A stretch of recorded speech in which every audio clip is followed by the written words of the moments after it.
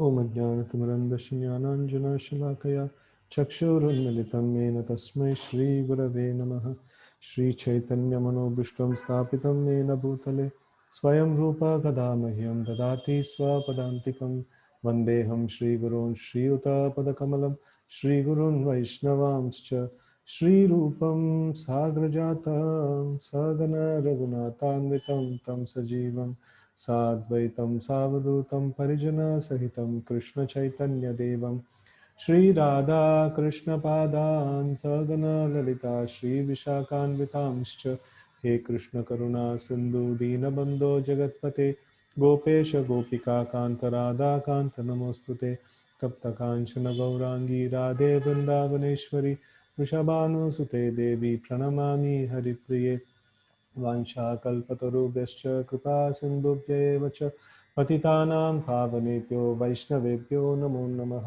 जय श्री कृष्ण चैतन्य प्रभु नित्यानंद श्री अद्वैत गदाधर श्रीवासादि गौरभक्तवृंद हरे Krishna Krishna Krishna Hare Hare Hare Ram Ram Ram Hare Hare.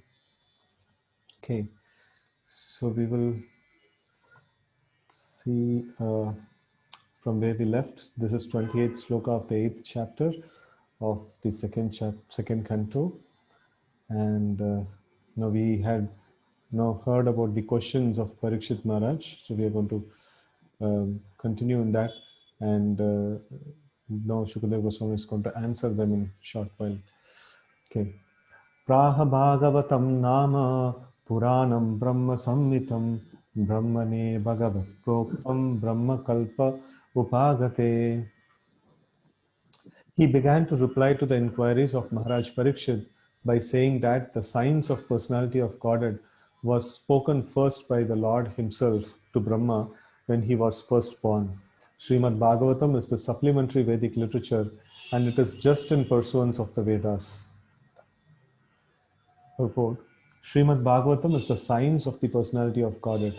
The impersonalist always tries to misrepresent the personal feature of the Lord, not knowing the science of this great knowledge. And Srimad Bhagavatam is in pursuance of the Vedas and scientific knowledge of the personality of Godhead. To learn this science, one should take shelter of the representative of Sri Shukadeva Goswami, Sri Shukadeva, and follow in the footsteps of Maharaj Parikshit, who, without foolishly attempting to interpret, thereby committing a great offense at the feet of the Lord. So this is again and again it has been mentioned. The Vedic scriptures should not be misinterpreted. It should just be followed. And here Parikshit Maharaj is setting a very nice example. He is inquiring from Shukadeva Goswami, and we should also find a representative of Shukadeva Goswami and learn from such a person. Right? And here, if we try to falsely or try to interpret things based on our own understanding, so then it will be a great blunder, right? And this mentioned the dangerous ways of interpretations by non-devotee class of men have played havoc in understanding the Srimad Bhagavatam, and the careful student should be always alert in this matter if he at all wants to learn the science of Godhead. Okay, text 29. यद्यत् परीक्षित वृषभः पाण्डूनाम् अनुपृच्छति आनुपूर्व्येन तत्सर्वम् आख्यातुम् उपचक्रमे. He also prepared himself to reply to all that King Parikshit had inquired from him. Maharaj Parikshit was the best of the dynasty of the Pandus, and thus he was able to ask the right questions from the right person. So this is nice. Maharaj Parikshit asked many questions, some of them very curiously to know things as they are, but it is not necessary for the master to answer them in order to disciples' inquiries one after another. But Shukadeva Goswami, experienced teacher that he was, answered all the questions in a systematic way as they were received from the chain of disciplic succession, and he answered all of them without exception. So here it's mentioned that it is not necessary that all the questions may be answered, but then here we see Shukadeva Goswami is a very expert teacher, and he answered all of them in a very systematic way and without any exception. Right? So thus we come to the end of the 8th chapter, and we are going to the 9th chapter, answers by citing the Lord's version. And in 9 and 10, another 2 chapters. Now we are going to finish the second canto of Bhagavatam, and we will be moving on to third canto. So it's a very nice journey since March. Like we have finished, we are going to finish like 2 cantos. It's a very nice thing. Okay, text 1. Shri Sukha Uvacha Atma Mayamrite Rajan Parashyanu Bhavatmanah Na Gathethartha Sambandha Swapna Drashtur Ivanjasa. Sri Sukadeva Goswami said, O king, unless one is influenced by energy of the Supreme Personality of Godhead, there is no meaning to the relationship of the pure soul and pure consciousness with the material body. That relationship is just like a dreamer seeing his own body working. So here nicely it's put that until unless one is influenced by the energy of the Supreme Personality of Godhead, there is no meaning to the relationship of the pure soul and pure consciousness. So basically with the material body. So one has to be in touch with the Supreme Lord. The whole yoga process, whichever the yoga process may be, bhakti yoga or whatever the yoga process may be, it is very, very important that we get in connection with the Supreme Lord, right? So purport, Maharaj Parikshit's question as to how a living entity began his material life, although he's apart from the material body and mind, is perfectly answered. The spirit soul is distinct from material conception of his life, but he is absorbed in such a material conception because of being influenced by the external energy of the Lord called Atma Maya. So like Krishna is mentioning, Atma Maya means one's own Maya. Like this material nature is also Krishna's personal energy, right? So only by the influence of the material nature, so we are able to accept this material body to be all in all. So otherwise, if the influence of Maya is not there, then we will not get this attachment to the material body. So this is by the influence of the material nature.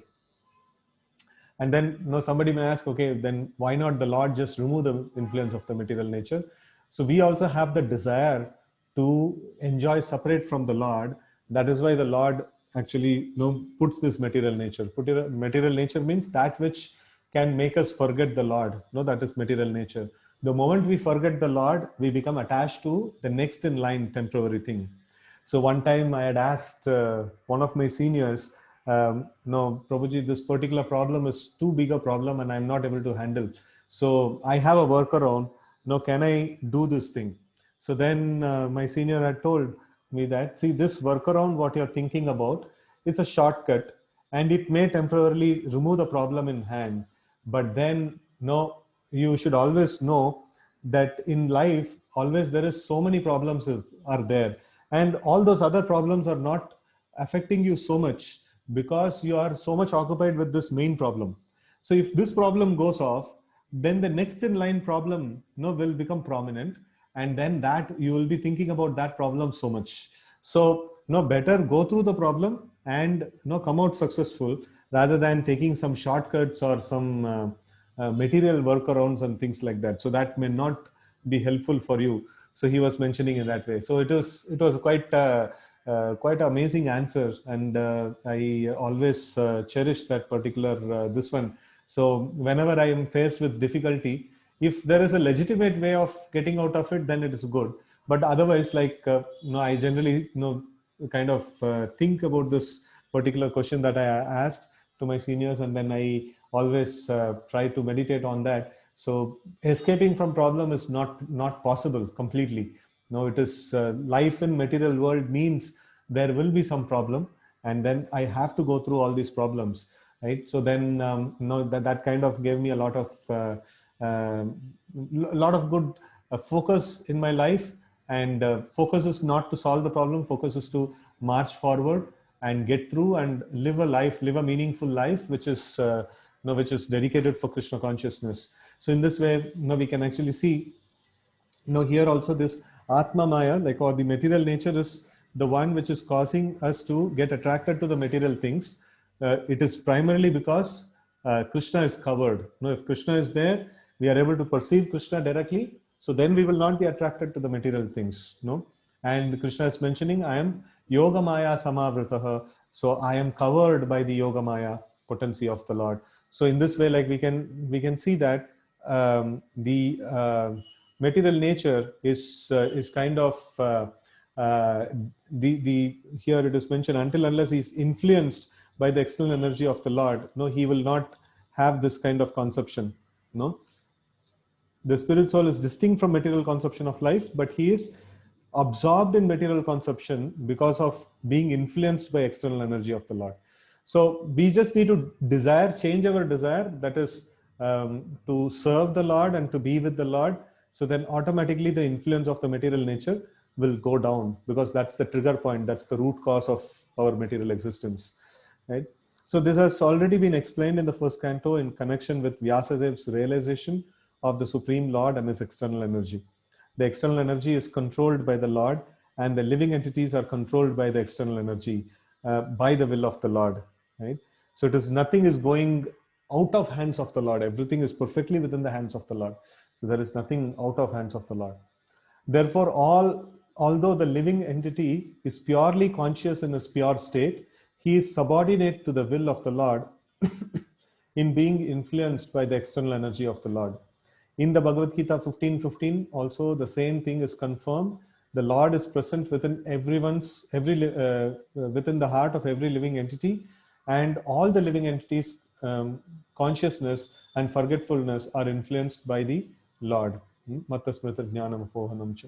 So now the next question automatically made will be, why the Lord influences the living entity to such consciousness and forgetfulness?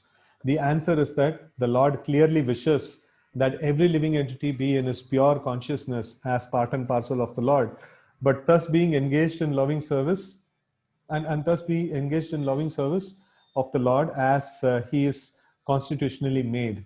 Constitutionally made means that is our design. We are basically made as part and parcel of the Lord, and a part's job is to render the service to the whole. Just like our hand helps us in getting the food, and our whole body actually helps us in doing various activities and things like that. So the bodily parts actually assist the whole body. So in the same way, we are part and parcels of the Lord. We are meant to assist the Lord, right? So we are so made, that we are meant to serve the Lord, right? So what happens is, but because the living entity is partially independent also, he may not be willing to serve the Lord, but may try to become independent as Lord is. So this is the problem. So when I develop a desire, so because I am not an inert object like a chair or a table or something like that. I'm a living entity. The Lord has created me with consciousness and with independence, right? So he has awarded me a certain level of independence. And I have to utilize that independence to be like a proper citizen of the spiritual world, or to rebel and come to the material world. So these two things are there.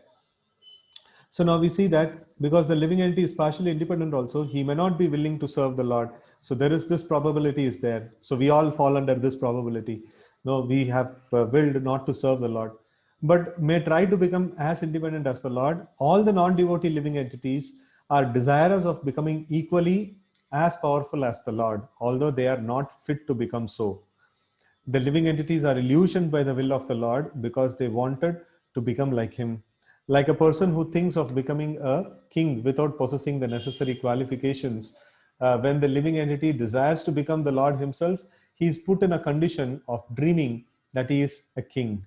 Therefore, the first sinful will of living entity is to become the Lord, and the consequent will of the Lord is that the living entity forget his factual life and thus dream of the land of utopia, where he may become one like the Lord.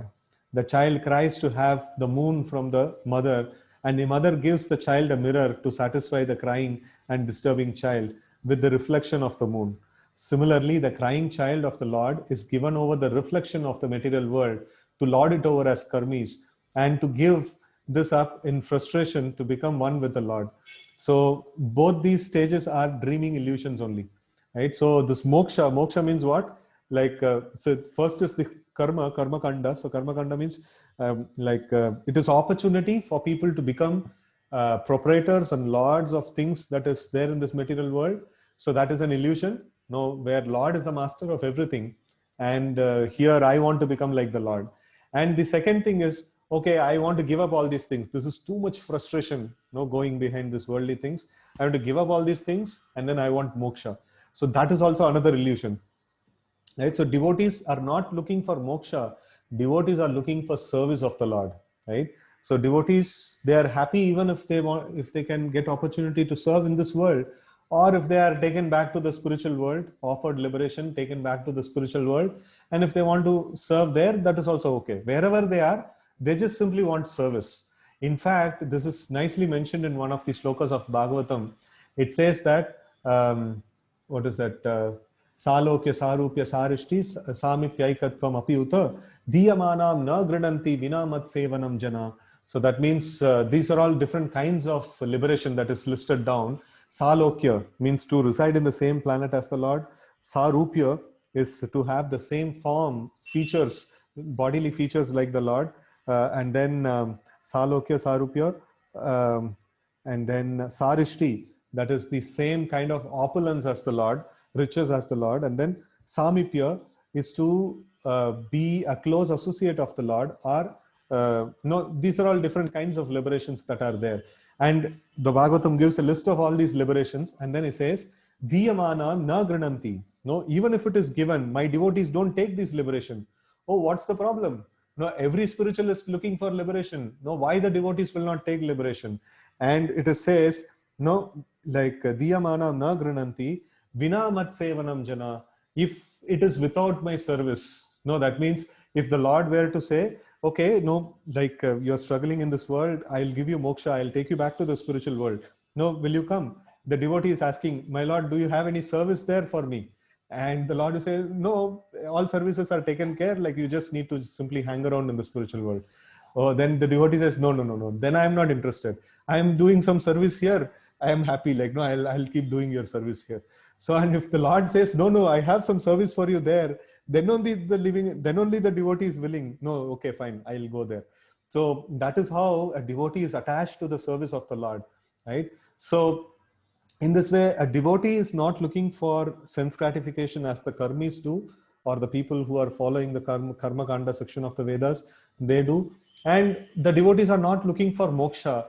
More than moksha, they want service of the Lord. No, that's the primary thing that they are looking for. So, no, this is this we can see here, that these both are illusions. No, trying to become like Lord, or trying to give up everything in frustration, and then trying to endeavor for moksha. So these two things are illusion. The reality is we are part and parcel of Lord, and we are meant to serve Him. No, that is the only thing which will give us happiness. No, so both these stages, are dreaming illusions only. There is no necessity of tracing out the history of when the living entity desired this. But the fact is that as soon as he desired it, he was put under the control of Atma Maya by the direction of the Lord. Therefore, the living entity in the material condition is dreaming falsely that this is mine and that is I. No, I and mine conception is very, very strong here. The dream is that the conditioned soul thinks of his material body as I, and falsely thinks that he is the Lord, and that everything in connection with that material body is mine. Thus, only in dream does the misconception of I and mine persist life after life. This continues life after life as long as the living entity is not purely conscious of his identity as the subordinate part and parcel of the Lord. So till the time we understand that we are part and parcel of the Lord, so we have to keep continuing this cycle of birth and death, with different, different conceptions of I and mine. This time I am thinking that I am a male, and in next birth maybe I am a female, and in next birth maybe I am a dog. In next birth I'm like some bird or something like that. So my misconception of I and mine keeps changing, but then my bondage in the material world is constant. So if I can come to the point of understanding that I am part and parcel of Lord, I am meant to serve the Lord, so then the whole this one is finished. So in his pure consciousness, however, there is no such misconceived dream.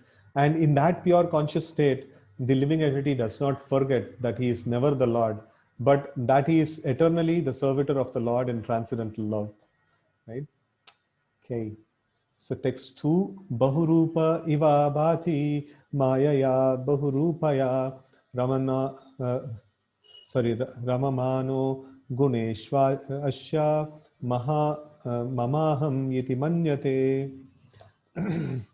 The illusion living entity appears in so many forms offered by external energy of the Lord while enjoying in the modes of material nature.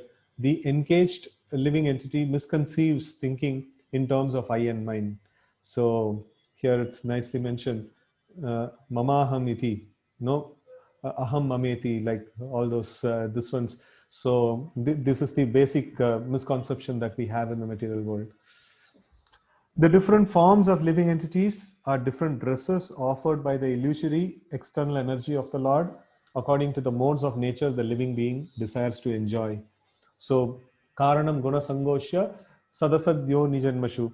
So, this is the Bhagavad Gita's version of saying the same thing. And then we have Vashamshi Jirnani Yata Vihaya. So, these bodies are just like dresses that is given to us, no, the spirit soul. And every birth we keep changing these dresses, which are given by the external energy. And what is the basis of what kind of body I am going to get? It is what kind of modes of nature I associate with. That kind of body I will get, right? So that is the understanding here. The external material energy is represented by her three modes, namely goodness, passion, and ignorance. So even in the material nature, there is a chance of an independent choice by the living entity. And according to his choice, the material energy offers him different varieties of material bodies. There are 9 lakh varieties of material bodies in the water. So I think we studied this in Gita course, Jalaja, Navalakshani, Stavara, Laksha Vimshati, Krimayo Rudra Sankhyaka. So like that, no, we have all these, all these numbers. No, Jalaja, Navalakshani, there are 9 lakh varieties of bodies in the water. So there are 9 lakh species in the water. And then there is like Stavara Laksha Vimshati. So there is 20 lakhs of species in the vegetables. The Stavara means like those things which doesn't move. And then there are reptiles, no? Like this is 11 lakh species of worms and reptiles, and 10 lakhs forms of birds, 30 lakh forms of beasts, and 4 lakh forms of humans. 4 lakh different species are there in humans, right? So altogether there are 84 lakh varieties of bodies in different planets of universes. So here we see 84 lakh, the 4 lakh species of human life. That means the humans, we have many subdivisions are there. We have Charanas, Kinnaras, Vidyadharas, like, Kim Purushas, like many personalities are there. And also here we see that in the, we kind of see in the tribal areas and all some aborigines. No, it's kind of a different species of life, actually speaking. So there is, we all categorize all of them in human form, but then from ranging from civilized to uncivilized, there are many different species of human forms are there. So scriptures give us like Chatur Lakshani Manushaha. So it mentions that 4 lakh different species of human forms are there, right? So, and some we see them in this planet, and some are there in the higher planets. So, okay. These bodies are in different planets of the universe, and the living entity is traveling by so many transmigrations according to different modes of enjoying spirit within himself. So 3 modes, like 3 modes, 3 into 3 into 3, like, if we can actually multiply, it's like if you have 3 ropes, you can make different combinations of strands, and then like after you make the strands, you can further make them into a thicker strands. Like sometimes I see Matajis, they when they actually dress up their hair, so they make multiple small strands, and then like they make it decorative, in that kind of a thing. So it's like that. The 3 modes of nature is 3 entities, and it can be like multiple combinations, like a color palette. You have RGB, red, green, and blue, something like that. So the basic colors, or CMYK. So we have these basic colors. You add those basic colors and you come about with a palette of colors, so many different colors. So in the same way, the three modes of nature in different combinations produces 84 lakh different species of life, right? So it's all influenced by a particular kind of modes, particular kind of combination of modes, right? So, and the material nature prepares, and this is the limit of our different kind of aspiration to have different kind of bodies, right? So if you see a bird, a particular kind of a bird, it has desired and it has associated with the modes of nature in a particular way to get that kind of a body, right? So everyone is associating with the material nature in a particular way, and to get that kind of a body. So even in one particular body, the living entity changes from childhood to boyhood, from boyhood to youth, from youth to old age, and from old age to another body created by his own action. The living entity creates his own body by his personal desires, and the external energy of the Lord supplies him the exact form by which he can enjoy his desires to the fullest extent. So now, whatever body I have got, I have designed it, by my desires and by my activities in the past. So I have designed this particular body, and now I am frustrated with whatever I have got. So then I want to have something better. So then I desire that, I get it. Still I am frustrated. So finally, the scriptures say that we are looking for the Lord. No, we are looking for the service of the Lord. That is the thing which can completely satisfy us in all respects, and that we can practically see. People who are engaged 10% in the devotional service of the Lord, they are the most happiest people. They don't have any anxieties or tensions and things like that. Yeah, they take anxieties for the service of the Lord, but then it doesn't produce that kind of an effect in the body. The normal anxieties create so much of medical problems and other things and all. So, but then the spiritual anxieties doesn't result in such kind of a malfunctioning of the body, right? So we can see that all these various things, by his own action, he actually gets his body. He designs his body, and material nature prepares the body and awards it to him.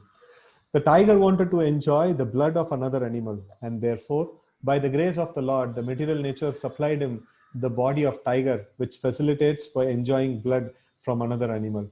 Similarly, a living entity desiring to get the body of a demigod in a higher planet can also get it by the grace of the Lord. And if he is intelligent enough, he can desire to get a spiritual body to enjoy the company of the Lord, and he will get it. So the minute freedom of living entity can be fully utilized by the law. So the minute freedom of the living entity can be fully utilized, and the Lord is so kind that he will award the living entity the same type of body he desires. So this goes to say, what it takes to go back to the spiritual world. Very, very simple: desire. If we have a strong desire to go back to spiritual world, we will go back to spiritual world, because it is mentioned about the Lord, eko bahunam yo vidadati kaman. So this one personality, the Supreme Lord, he's been supplying, or he's been satisfying the desires of every single living entity, right? So in the material world, our desires will be satisfied based on our karma. I may desire that I want something very great, but then I need to have the karma to get it. But then if I practice devotional service, all my karma is going to be destroyed. And then, I desire that I want to go back to the spiritual world. I will be there. That is the power of the desires. The living entity's desiring is like dreaming of a golden mountain. A person knows what is a mountain, and he knows what gold is. Out of his desire only, he dreams of a golden mountain. And when the dream is over, he sees something else in his presence. He finds in an awkward state that there is neither gold nor a mountain, and what to speak of a golden mountain. The different positions of living entities in the material world under the multifarious manifestations of bodies are due to the misconceptions of mine and I. The karmi thinks of this world as mine, and the jnani thinks I am everything. So the whole material conception of politics, sociology, philanthropy, altruism, etc., conceived by the conditioned soul, is on the basis of the misconceived I and mine. which are products of a strong desire to enjoy material life, right? So we see that the karmi, or the person who's attached to material things, he thinks that this whole world is mine. No, I want to enjoy this world. I want to enjoy exploit the resources of this world.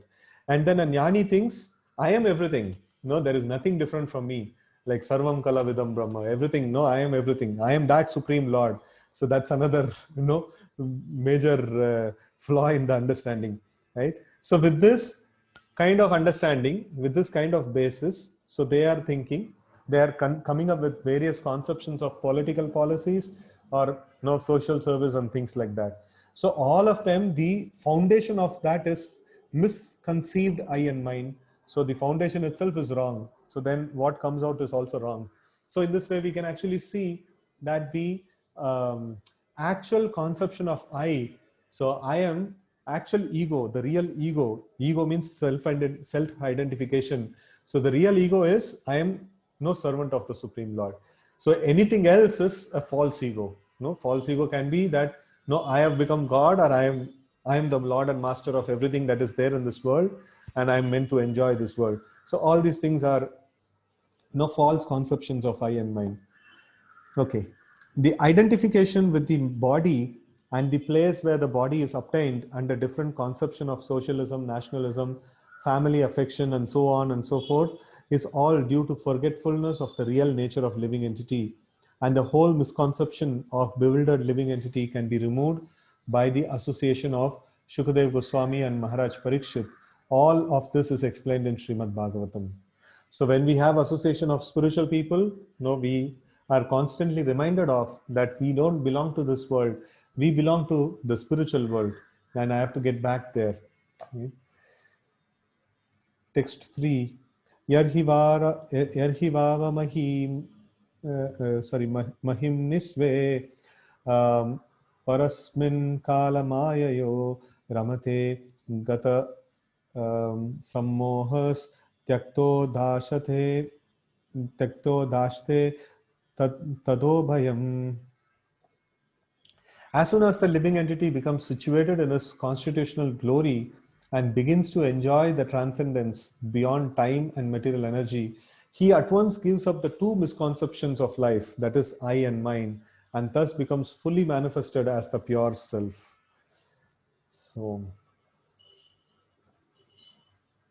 the two misconceptions of life, namely I and mine, are verily manifested in two classes of men.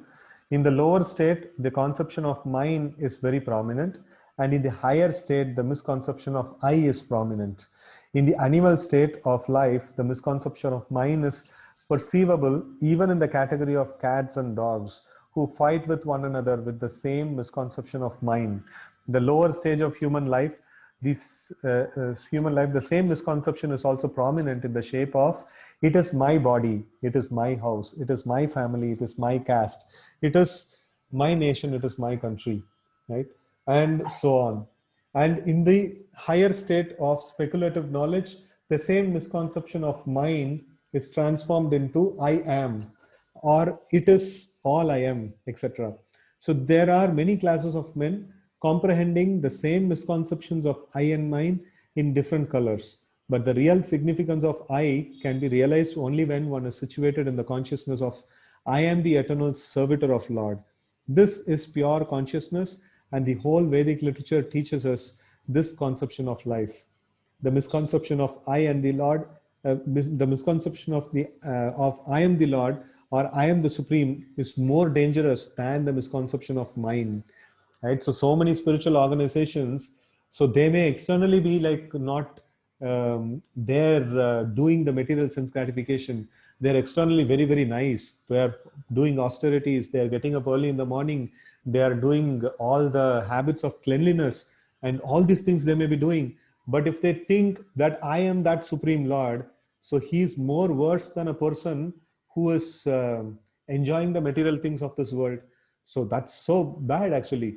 No, the lower forms of misconception is that these things belongs to me, and higher forms of misconception is, no, I am everything, I am God. No, that's the higher form of misconception.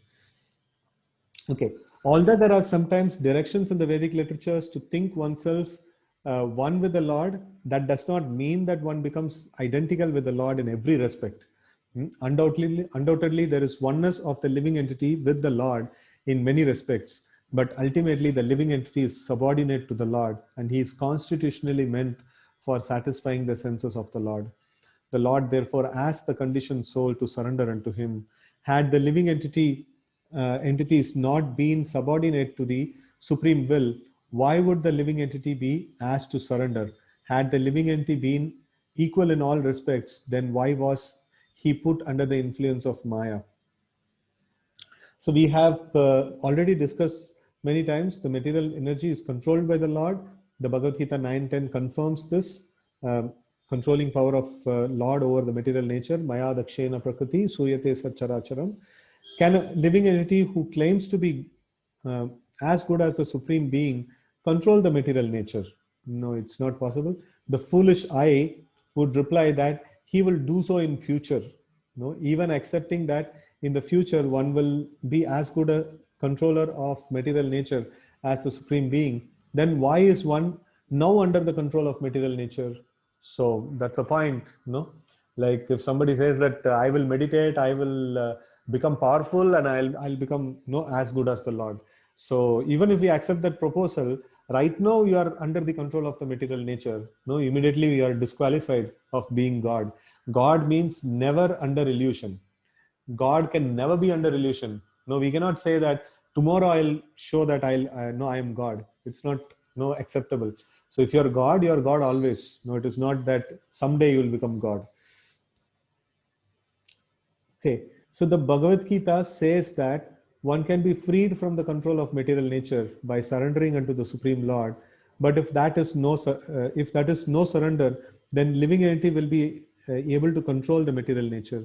So one must also give up his misconception of I by by practicing the way of devotional service or firmly being situated in transcendental loving service of the Lord.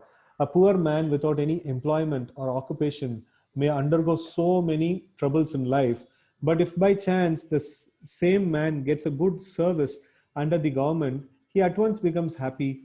There is no profit in denying the supremacy of the Lord, who is controller of all energies, but but one should be uh, constitutionally situated in one's own glory, namely to be situated in the pure consciousness of being eternal servitor of the Lord. Right? So we should. There is no harm in accepting the Lord as the supreme. So Prabhupada gives a nice example. If somebody is uh, what is it? Not engaged in any job, and if the government gives a job, it's nice. Like no, they can take that job. And in the same way, now here it's mentioned if somebody doesn't have the actual conception of God and he doesn't have the shelter of God, and if shelter is awarded, so then he can take it, nicely. So in that way, like we have to we have to come to the point of understanding that we are eternal servitor of the Lord. Okay, in this conditional life, the living entity is servant of illusory Maya, and in his liberated state, he is pure, unqualified servant of the Lord. Why is this unqualified used here? So quality in general, when we are discussing about quality or guna, so it is meaning material nature. So unqualified means from the perspective of material nature. No, he is not qualified in terms of three modes of nature. He is unqualified in terms of material designations, but he is a proper qualified no spiritualist. That is why it is mentioned, other qualities are mentioned. Liberated state, he is pure. No, pure is a quality, right? So in the same way, like we can see that all the spiritual qualities manifest. Eshasti bhaktir bhagavati akinchana sarvar gunaistattra samasate suraha harava bhaktasya kuto mahatpunan manorathe nasti tavato bahihi. So in this, it's very nicely mentioned that devotees possess many wonderful devotional qualities. So it is not that they are without any qualities. So whenever this statement it comes, in his liberated state, in his he is pure, unqualified servant of the Lord, means that doesn't have any material tinges. So to become untinged by the modes of material nature is the qualification for entering into the service of the Lord. So it's nicely mentioned. So unqualified in terms of materially, no, he is not contaminated, At the same time, what is happening here? To become untinged by the modes of material nature is the qualification. So its qualification is there. It is not unqualified. So the materially neutral, that is the qualification to enter into the service of the Lord. As long as one is a servant of the material concoctions, one cannot be completely free from the disease of eye and mind. The supreme truth is uncontaminated by illusory energy because he is the controller of that energy. The relative truths are apt to be engrossed in illusory energy. Who is this relative truth? We are the relative truths. Okay.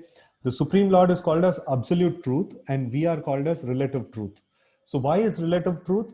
I have consciousness and I have some kind of reality in me, but then it is not absolute reality. So my reality is depending on the reality of the Supreme Lord. My existence is depending on the existence of the Supreme Lord. That is why we are called as relative truth, and things in this world are called as relative truth. So now, somebody asks me who are you? If I say I am a male or I am an Indian, no, it is a relative truth. No, it is a truth definitely, but it is related to this particular lifetime, which I am there. So it cannot be an absolute truth. No, it is not that I as spirit soul is always a male. No, I'm not. So in that way, we can see that relative truth and absolute truth. Absolute truth means it is truth always, and relative truth means that is depending on some precondition and also depending on the Supreme Lord. It is not absolute. So the relative truths are apt to be engrossed in illusory energy.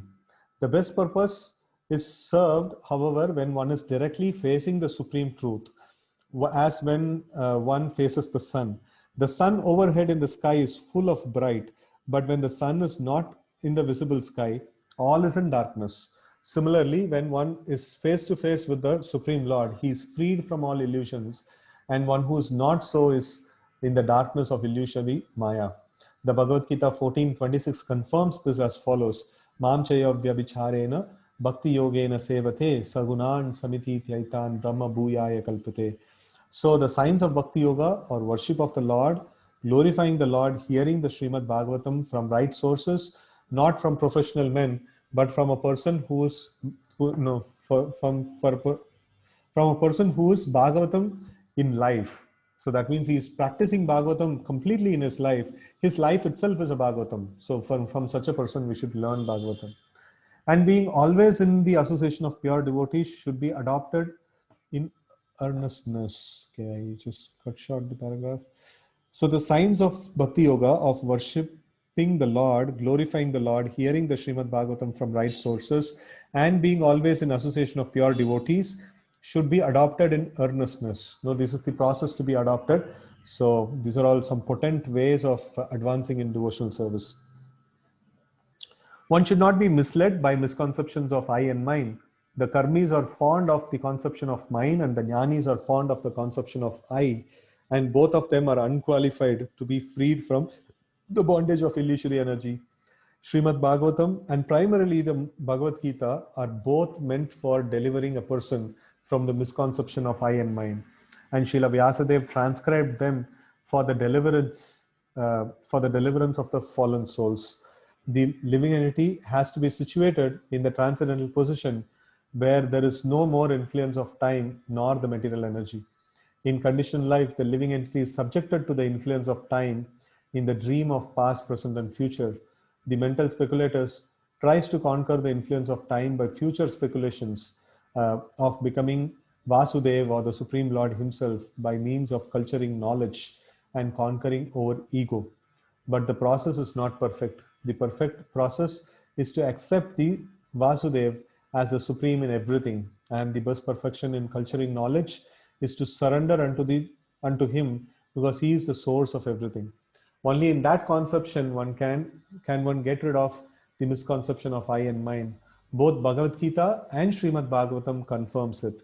Srila Vyasadeva has specifically contributed to this, to the illusion living entities, the signs of God, and the process of Bhakti Yoga in his great literature Srimad Bhagavatam, and conditioned souls should fully take advantage of this great science, right?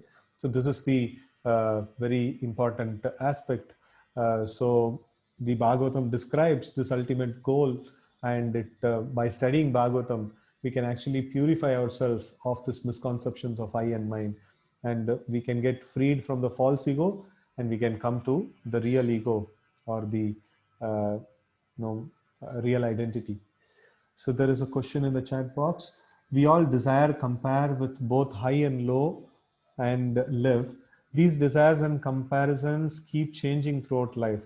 So does it mean we have a accumulation of all these desires in our next life? Okay. So this is when we are the Shankaracharya's Bhajagovindam has a very nice this one. What is it? Krida Shakta, and then Taruni Ashakta, then like different Ashakta he mentions. When we are a small child, we want some toys, and that matters a lot for us. And then when we grow up, our choices changes and our desires changes and things like that. We keep desiring different things, and these things, the how strong is the desire and how unfulfilled is the desire. So these desires will have to be fulfilled in the future lives. So if one's desires is finished, fulfilled, so then also it is okay. Or otherwise, if we can purify ourselves with pure desires, spiritual desires, then also it is okay. But then the problem of exhausting all my material desires is completely insolvable. Why? Because I think in the Gita course we studied about this cycle of the karmic cycle. In the level 2 we had studied about the what is that, papam bijam falonmukam, and things like that. So aprarabdha prarabdha and things like that. So it is a very this one, like if I have a desire and then if I execute that desire, so I get a reaction for that, because whatever I've done, equal and opposite reaction has to come. And then I also, this particular action also sows more seeds. Seeds means again desire, sows more desires into my brain. So like for example, a person who is we generally offer this example, who is trying to like eat some very palatable dish. So he will, the first eating, he will get some nourishment. That's the reaction of the this one, that eating sweet. And then once he eats, what happens is he has developed desire to eat it more. So then he eats the second one, third one, fourth one, and the desires keeps going on. So the exhausting of the material desires in toto is not possible. So the scriptures explain it is like trying to put off a fire by pouring fuel into that. If I want to put off the fire, I cannot put petrol into it. So then it will only increase the fire. So trying to satisfy the material desires in this world, it is like the material desires are burning like fire, and I am trying to satisfy the material desires means pouring petrol or fuel into it. So it will only the fire will only burn more stronger. That's this one. Or sometimes this example of itching is given. So when there is an itch in the body, so when we scratch the itch, we find it nice, and then what happens? Like it is not satisfied. We are not satisfied there. Again the itch is there, and again we are pulled to scratch the body, and then we keep scratching. At some point in time, it becomes, the skin becomes damaged, and then we start getting blood out of it, right? So in the same way, the material desires, like to solve all the material desires is very difficult. And what will carry on to the next life? Whatever is sesha, whatever is there, whatever is remaining desires are there which are not fulfilled, those will be carried on. And if I try to fulfill some desires, and I'll keep getting more desires in my system. So that's how the material nature is, right? So that is why the ultimate, this one is that if we can become Krishna Bhakta Nishkama Atayeva Shanta. So it is mentioned in Chaitanya Charitamrita, Bhukti, Mukti, Siddhi Kami, Sakale Ashanta. So that means a person who's desiring material sense gratification, he is Ashanta. And then a person who's desiring Mukti, he's also Ashanta.